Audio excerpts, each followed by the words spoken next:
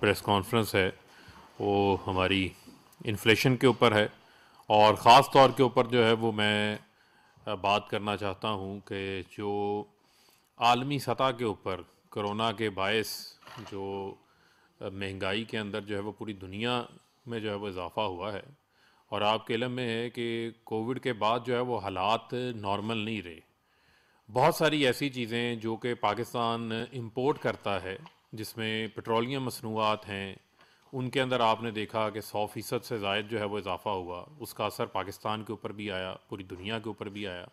इसी तरीके से जो खुर्दनी तेल है, जो खाने पीने का, जिसमें घी में हम खाना पकाते हैं, वो भी आपके इल्म में है कि वो पाकिस्तान जो है वो सारा इंपोर्ट करता है। उसकी प्रोडक्शन भी दुनिया के अंदर जो है वो डिस्टर्ब थी, सप्लाई लाइन उस मुतासर हुई कोविड के बायस, जिसकी वजह से डिमांड ज़्यादा थी, सप्लाई उस तरीके से नहीं थी। और उसका रेट भी जो है वो 400 टन से 1200 से 1300 टन जो डॉलर के ऊपर जो है वो उसका रेट खुर्दनी तेल का भी गया। 70% दालें आपके इल्म में है कि पाकिस्तान जो है वो इंपोर्ट करता है, उसका इम्पैक्ट भी जो है वो पाकिस्तान के अंदर आया। तो मैं सारा सिनेरियो आपके सामने रखना चाहता हूँ। ये मेरे पास कुछ डेटा जो है वो मौजूद है कि यूरो जोन के अंदर जो महंगाई रिकॉर्ड की गई है, ये डेटा जो है वो फाइनेंशियल टाइम्स ने भी जो है वो पब्लिश किया है, एक आलमी जरीदा है, कि तकरीबन जो है वो 5% इन्फ्लेशन जो है वो पूरे यूरो जोन के अंदर जो है वो देखी गई है, जो कि 20 साल वहाँ पर कीमतों में पिछले 20 साल का जो है वो रिकॉर्ड टूट गया। यूएसए के अंदर इन्फ्लेशन जो है वो 6.2% जो है वो रिकॉर्ड की गई, और जिसको सदर जो बाइडन की ट्वीट्स देख लें, वहाँ के लोगों को देख लें, उन्होंने इसका इजहार किया। और ये तकरीबन जो है वो पिछले 30-31 साल का रिकॉर्ड टूटा, यानी 1990 से बाद जो है ये सबसे ज़्यादा इन्फ्लेशन जो है वो यहाँ पर मौजूद है। कनाडा के अंदर 4.7% इन्फ्लेशन, अगेन वहाँ पर एक इन्फ्लेशन का जो है वो एक प्राइस हाइक वहाँ पर आई। चाइना जो है वो 26 साल का जो उनकी प्रोड्यूसर प्राइस इन्फ्लेशन है, 26 साल रिकॉर्ड जो है वो उसका टूट गया। जर्मनी में 50 साल रिकॉर्ड टूटा, फ्रांस में, बरतानिया में कई दहाइयों का। और सबसे बड़ी बात, जो यूएन की वर्ल्ड फूड एग्रीकल्चर ऑर्गेनाइजेशन है, उसने ये अपना डेटा शाया किया है कि दुनिया में जो है वो महंगाई का जो 50 साला रिकॉर्ड जो है वो टूट गया। और कोविड ने पूरी दुनिया को ना सिर्फ मामूलात ज़िंदगी लोगों की तब्दील हुई, बल्कि माशी तौर के ऊपर हिट किया। और उसमें सबसे ज़्यादा जो इफ़ेक्ट आया है वो कीमतों के अंदर आया है, चाहे वो एनर्जी प्राइसेस हों, चाहे वो खाने पीने की अशिया हों। लेकिन इस दौरान वो जो हमारी हुकूमत है, चाहे वो वफाकी हुकूमत हो या हमारी जो मौजूद सूबों में हुकूमत हो, हमने इकदामात लिए। हमने पेट्रोलियम प्राइसेस का पूरा असर जो है वो आवाम के ऊपर पास ऑन नहीं होने दिया। हमने कुछ 400 अरब से ज़ायद जो टैक्सेस हैं वो कम वसूल किए, यानी कि हम हुकूमत ने अपनी आमदन के ऊपर जो है वो हिट ली, और जो प्राइसेस थी वो पूरी पास ऑन नहीं की। अगर पेट्रोलियम लेवी पूरी लग जाती और अगर 17% सेल टैक्स लग जाता, जो कि आज की तारीख के अंदर जो है वो 1.6% के लगभग है, और हमने इसको ज़ीरो भी रखा सेल टैक्स को, तो कीमतें जो है वो 170 रुपये से ऊपर होती। हमने वो कीमतें जो हैं वो पास ऑन नहीं की आवाम के ऊपर उस तरीके से, अपने टैक्सेस में कमी करके, अपनी आमदन में हिट लेके। दूसरा बड़ा बुनियादी फ़र्क है, मैं आज आपके सामने एक और फ़र्क रखना चाहता हूँ। जहाँ पर वज़ीर आज़म इमरान खान साहब, उनको अवाम का एहसास है, आलमी सतह के ऊपर जो महंगाई का एक तूफ़ान आया उसका इम्पेक्ट पाकिस्तान की आवाम के ऊपर भी पड़ा। उस दौरान हमारी हुकूमत ने इकदामात लिए, हमने जो है वो कुछ एक्शंस लिए, जिसमें जिस तरह मैंने आपको पेट्रोल के हवाले से बताया कि हमने उसकी कीमतों को मैनेज किया, पूरा असर आवाम के ऊपर पास ऑन नहीं होने दिया। इसी तरह बड़ा इम्पॉर्टेंट है कि आप देखें कि जो शुगर है उसकी कीमतों में हमारे हालिया इकदामात के बायस जो हमने शुगर मिलों को बर वक्त क्रशिंग जो है वो स्टार्ट करवाई, होर्डर्स के ख़िलाफ़ जो है वो आपको देखा हमारी हुकूमत जो है वो एक्शन के अंदर नज़र आई, हमने उनके ख़िलाफ़ कार्रवाइयाँ की, जिसके बायस चीनी की कीमतों के ऊपर जो है वो 60 रुपये की कमी हुई है। 150 रुपये पे जो रेट गया, आज वो एक्सएमएल रेट जो है वो 85-90 के दरमियान जो है वो मौजूद है। लेकिन यहाँ सिंध हुकूमत की फिर नाअहली नज़र आती है। सिंध के अंदर हमेशा जो शुगर मिल्स थी, वो शुगर मिल्स वक्त के ऊपर चलती थी। अक्टूबर के आखिरी हफ्ते के अंदर शुगर मिल्स चल जाती थी, लेकिन यहाँ इस बार डेलिबरेटली सिंध हुकूमत ने वो शुगर मिलें जिन्होंने क्रशिंग भी शुरू की थी उनको भी बंद करवा दिया, ताकि वो जो उनके ज़ेरे साया ज़ख़ीरा अंदोज़ हैं, जो ग्रां फरोश हैं, जो ज़ख़ीरा अंदोज़ों का माफिया पीपल्स पार्टी की हुकूमत के अंडर काम कर रहा है, उसको फ़ायदा पहुँचाने के लिए। और जरदारी, आसिफ अली जरदारी सबसे बड़े बेनिफिशरी हैं सिंध की शुगर मिल्स के अंदर, सारी दुनिया को पता है। उन्होंने वहाँ भी जो है वो वफाकी हुकूमत के इकदामात का साथ नहीं दिया, पंजाब हुकूमत कार्रवाई करती रही, उसके साथ साथ KP के हुकूमत, बल्कि उन्होंने इम्पोर्टेड शुगर मार्केट के अंदर ले आए ताकि मार्केट में जो है वो चीनी की सप्लाई का मसला ना हो। और पैरेलल इकदामात KP के हुकूमत ने भी लिए, पंजाब हुकूमत ने भी लिए। इसी तरीके से अगर आप देखते हैं तो फर्टिलाइज़र को आप देखें कि फर्टिलाइज़र को हमने, पाकिस्तान ने पिछले 3 साल में मौजूदा हुकूमत ने एक बोरी भी इंपोर्ट नहीं की। नून लीग के दौरे हुकूमत में इंपोर्ट होती थी, अगर आज इंपोर्ट करनी है फर्टिलाइज़र की बोरी तो वो 9,000 से 10,000 रुपये में पाकिस्तान को पड़ती है। लेकिन हमने उनको गैस फराहम की, अपनी प्रोडक्शन हमने बढ़ाई, उसके बायस जो है वो हमारी जो फर्टिलाइज़र है उसको हमें इंपोर्ट ना करनी पड़ी। लेकिन आज भी जो फर्टिलाइज़र ज़ख़ीरा अंदोज़ी हो रही है वो सिंध के अंदर हो रही है, क्योंकि वहाँ पर जो सूबाई हुकूमत है उसने नाअहली की ऐनक लगाई हुई है और वो ग्रां फरोशों और ज़ख़ीरा अंदोज़ों को इनकरेज करते हैं, क्योंकि सिंध के अंदर अंधेर नगरी चौपट राज है, हुकूमत नाम की चीज़ ही नहीं है, पैसा बनाने के ऊपर सब लगे हुए हैं और वहाँ कार्रवाई नहीं। यहाँ पंजाब हुकूमत ने फर्टिलाइज़र्स के होल्डर्स के ख़िलाफ़ जब कार्रवाई की है और इनके ऊपर 347 FIR दर्ज हुई, 244 लोगों को गिरफ्तार किया गया। यहाँ फिर मैं पंजाब हुकूमत की तारीफ़ करूँगा जो इन एक्शन आए, जिन्होंने किसानों को एहतसाल से बचाया, उसके बायस 400 रुपये फर्टिलाइज़र की फ़ी बोरी के अंदर जो है वो कमी आई है। लेकिन सिंध हुकूमत, साईं सरकार क्या कर रही है वहाँ पर? साईं सरकार क्यों जो सिंध के किसान की जो है वो दुश्मन बनी हुई है? पहले कभी पानी के जो कनेक्शंस हैं नहरों के वो डायरेक्ट आउटलेट्स दे देते हैं बड़े बड़े वडेरों को, आम किसान को सिंध के पानी नहीं मिलता, उसका जुम्मा भी वफाकी हुकूमत पे डाल देते हैं। यहाँ भी इंतज़ामी तौर के ऊपर है, नाहली जो है वो इनकी है, होल्डर्स के खिलाफ कोई कार्रवाई नहीं करते। बताएं कितनी FIR दर्ज हुई, कितने लोगों को गिरफ्तार किया गया, कितनी बोरियां जो है वो बरामद की गई ज़ख़ीरा अंदोज़ों से, होल्डर्स से। उसके पास सिंध हुकूमत कोई डेटा देने को तैयार नहीं है।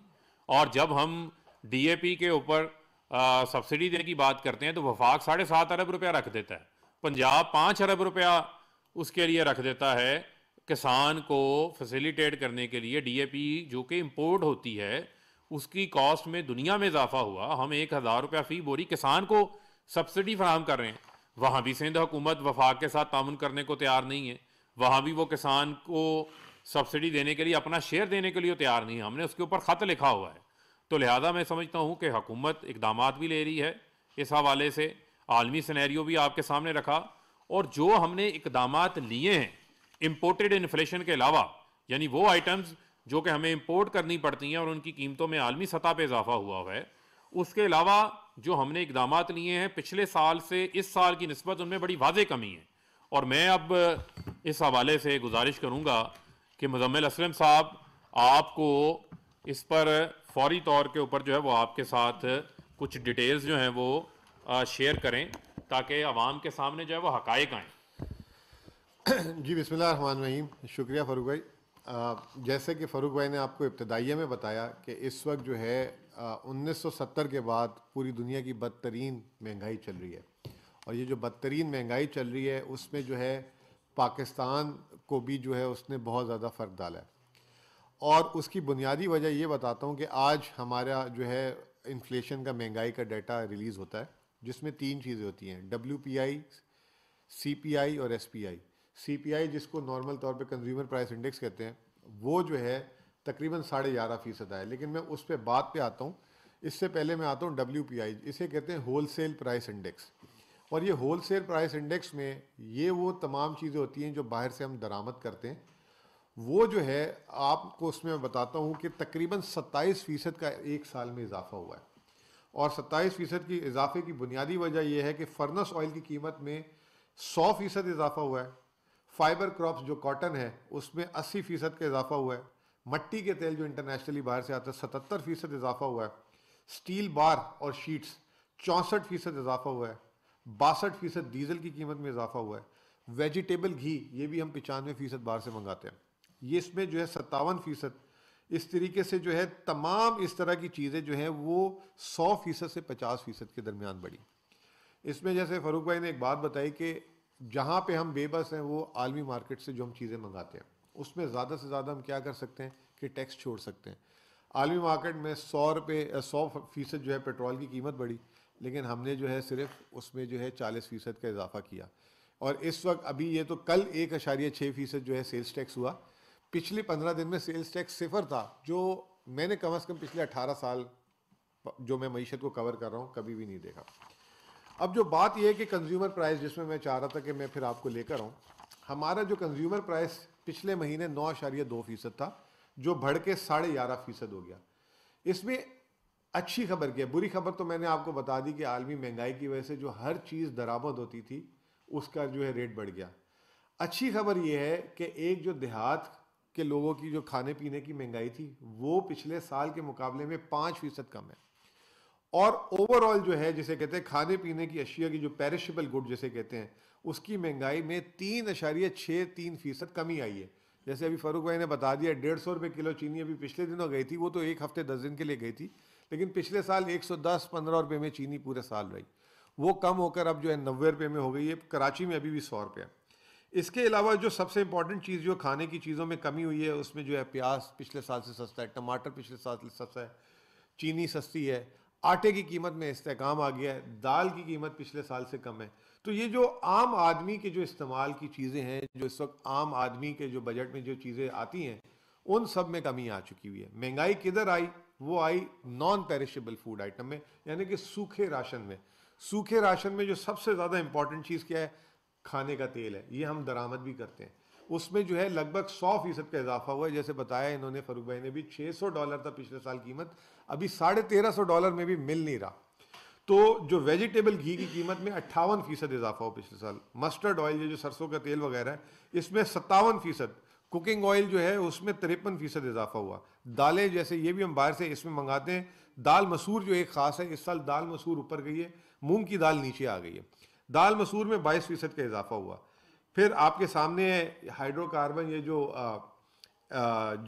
जो LPG वगैरह हम देते हैं उसमें 80% का इजाफा हुआ। फिर जो है पेट्रोल की कीमत में 40% का इजाफा हुआ। तो वो चीज़ें जो बाहर से दरामद हो रही थी उसकी वजह से जो है महंगाई ऊपर आई।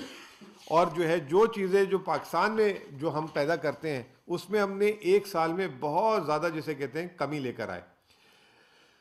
अब इसके अलावा जो सबसे इंपॉर्टेंट चीज़ है कि महंगाई जो है कहाँ कहाँ हमें नज़र आई। इस दफ़ा हमने देखा कि 2 सेक्टर में महंगाई, एक ट्रांसपोर्ट सेक्टर में जिसमें जो है पेट्रोल आता है, और एक जो है housing, water, electricity and gas, यहाँ पे जो है सबसे ज़्यादा महंगाई आई। और जो खाने पीने की जो है 11.5%, हालांकि हमारी उसमें महंगाई हुई, खाने पीने में सिर्फ 8% महंगाई। ये दलील है कि हम जो है बहुत अच्छा चल रहे हैं। जो सबसे इंपॉर्टेंट चीज़ है इस वक्त मैं आपको ये बताना चाह रहा था कि हमारी जो ओवरऑल जो महंगाई की सिमत है वो किस तरफ जा रही है, ये सबसे इंपॉर्टेंट चीज़ है। हमने ये देखा कि पिछले जो 6-7 महीने में जो आलमी मंडी में जो महंगाई होशरुबा इजाफा हो रहा था, ये पिछले 8-10 दिनों में इसमें ट्रेंड नीचे आना शुरू हो गया। मिसाल के तौर पे जो एक साल पहले जितना भी ये जो सी फ्रेट था, जो माल बरदार जहाज़ों का किराया था, उसमें 450% इजाफा हो गया। जो $1000 का जहाज़ आता था वो $4500 पे चला गया था। अच्छी खबर यह है कि अभी पिछले 10 दिनों में जो है 30% उसमें गिरावट आ गई है। तो उससे जो है माल बाहर से जो आएंगे उनकी कीमतें कम होगी। फिर इसके अलावा जो अभी आपने तेल अपने सामने देख लिया कि अभी जुमे से जो है तेल की कीमतें भी नीचे आना शुरू हो गई हैं। ये $85 से जो है $72 पे आ चुकी हैं। फिर तीसरी चीज़ जो है, जो कोयला है, कोल है, जिससे सीमेंट वगैरह चीज़ें तैयार होती थी, उसमें भी जो है तकरीबन जो है $100 का फ़र्क आ चुका हुआ है। तो अब हम ये देख रहे हैं कि जो प्राइसेस हैं इंटरनेशनली, उसमें जो है कमी आना शुरू हो गई है। तो हम ये फूड इन्फ्लेशन को काबू करते रहेंगे अपने हिसाब से, ताकि आम आदमी को फ़र्क ना पड़े। लेकिन आने वाले दिनों में, यानी कि ये जनवरी ऑनवर्ड्स, आप इन तमाम चीज़ों में, जैसे अभी सरिया जो है तकरीबन 1,90,95,000 हो गया था, तो ये जैसे जैसे इनकी कीमतें कम होंगी तो उसमें भी आपको कमी नज़र आएगी।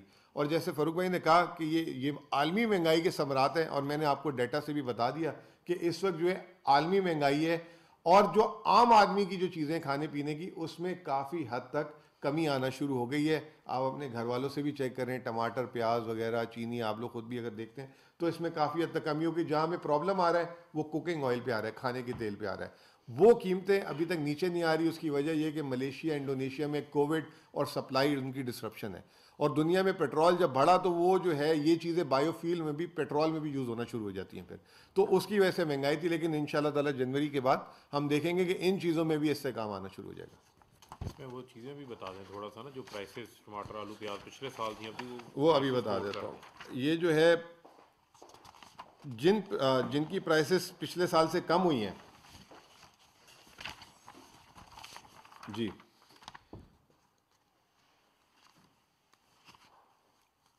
ये जो है प्याज की कीमत जो है 37% कम हुई है। मूंग की दाल की कीमत जो है 27% कम हुई है। और जो है आलू जो है 17.66% कम हुए हैं। और जिसमें इजाफा हुआ था वो तो मैंने आपको बता दिया। और जिनमें जो नॉन फूड आइटम में जो है कमी जो है वो कोई ख़ास चीज़ नहीं हुई, क्योंकि हम सारी की सारी बाहर से इंपोर्ट कर रहे हैं। अच्छा, एक चीज़ और है, जब हम बात करते हैं खाने पीने की अशिया की, तो पाकिस्तान में एक चीज़ चावल है। चावल आपने देखा होगा कि एक तो बम्पर क्रॉप है और पिछले पूरे साल चावल की कीमत में इस्तेकाम रहा, लेकिन कहीं उसका कोई जिक्र नहीं करता। अभी जो है 10-5 रुपये ऊपर होगा तो जो है बस शुरू हो जाएंगे चावल की कीमत। फिर चाय जो हमारे बहुत इस्तेमाल में रहती है, जितनी हम चीनी इस्तेमाल करते हैं उतनी हम चाय करते हैं, चाय की कीमतों में भी इस्तेकाम रहा। तो चंद चीज़ें जो हैं जिसमें बहुत ज़्यादा इजाफा हुआ था, अब उसको हमने कंट्रोल कर लिया है। और जो बाहर की चीज़ें, इंपोर्टेड चीज़ें हैं, वो हमारे बस की बात नहीं है। अब इसमें अगली बात ये आ सकती है कि आप कहेंगे कि जी आईएमएफ प्रोग्राम आ रहा है तो फिर आप नए टैक्सेस ला रहे हैं, तो कहीं महंगाई का तूफान तो नहीं आ रहा। उसमें जो अच्छी खबर ये है कि खाने पीने की या जो भी चीज़ जो खाने पीने से लिंक है उस पर सेल्स टैक्स नहीं लगा रहे हम। जैसे खाद है, पेस्टिसाइड्स हैं, ट्रैक्टर हैं, खुली जो भी चीज़ जो खाने की मिलती है उस पर हम नहीं लगाएंगे। हाँ, जहाँ लगाएंगे कॉर्नफ्लेक्स पे लगा देंगे, आईफोन, मोबाइल फ़ोन पे लगा देंगे, ताकि जो है हम एक तवाज़ुन क्रिएट कर सकें। और हम टैक्स नहीं लगा रहे, टैक्स एग्जेम्पशन को विड्रॉ करेंगे। तो जो लोगों के जहन में है कि जी एक बहुत बड़ा महंगाई का तूफान आने वाला है, अभी कल की बात यह है कि जब जिस दिन आईएमएफ प्रोग्राम आया था, सब ने कहा था कि हुकूमत ने 4 रुपये पर लीटर पेट्रोलियम लेवी का वादा कर दिया तो हर महीने पेट्रोल की कीमत बढ़ेगी। कल आपके सामने है कि पेट्रोल की कीमत नहीं बढ़ी। और आगे भी हम उम्मीद करेंगे कि ये पेट्रोल की कीमत, आलमी मार्केट भी हमें सपोर्ट करेगी और हम जो है वो आवाम तक, जिस तरह पूरे साल हमने जो है इसका इम्पैक्ट नहीं जाने दिया, नहीं जाने देंगे। इसी तरीके से 2019 से पाकिस्तान में गैस की कीमत नहीं बढ़ी जो हमारे आपके घर में आती है। और दुनिया की सबसे सस्ती तरीन गैस जो है वो हम इस वक्त मुहैया कर रहे हैं। तो वो चीज़, जो हर चीज़ जो इस वक्त आम आदमी की उसमें आ रही है, हम कोशिश करें कि उससे प्रोटेक्शन करें। और आईएमएफ का जो अभी हम मिनी बजट लाएंगे उस पर भी जो है आम आदमी पे महंगाई के असरात नहीं होंगे, सिर्फ ड्यूरेबल महंगी चीज़ें होंगी।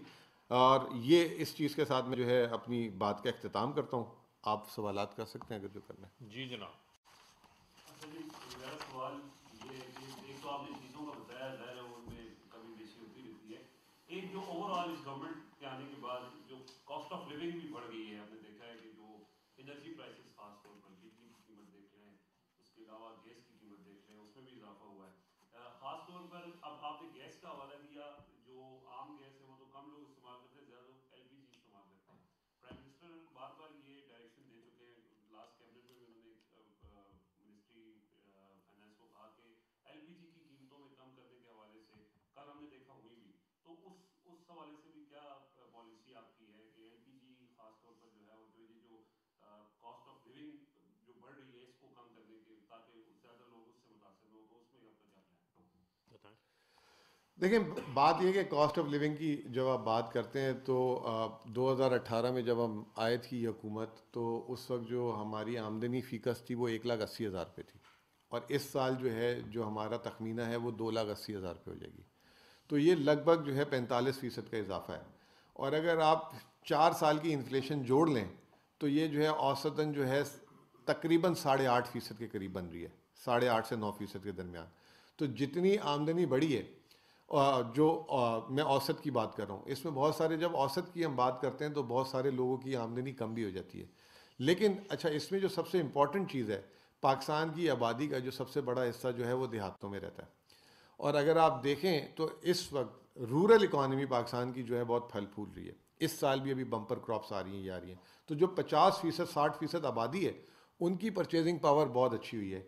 और हम एज अ गवर्नमेंट एडमिशन भी करते हैं जो फिक्स तनख्वाह के लोग हैं और जो कोरोना के बाद शहरी इलाकों में जो है रोज़गार, जैसे जो सर्विस इंडस्ट्री से लोग लिंक थे, उनके रोज़गारों में बहुत बड़ी जिसे कहते हैं डेंट लगी है।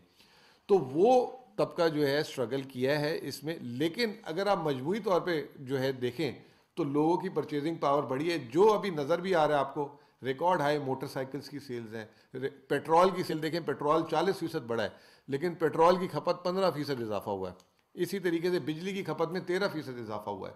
तो ये सारे इंडिकेटर, आज ही सिर्फ टैक्स का देख लें कलेक्शन, तो वो इनकम टैक्स 31% इजाफा हुआ है, मजमूई टैक्स 37% इजाफा हुआ है। और हम रिकॉर्ड तोड़ने जा रहे हैं टैक्स का। ये दिखा रहा है कि टैक्स उसी वक्त जमा होता है जब ग्रोथ होती है।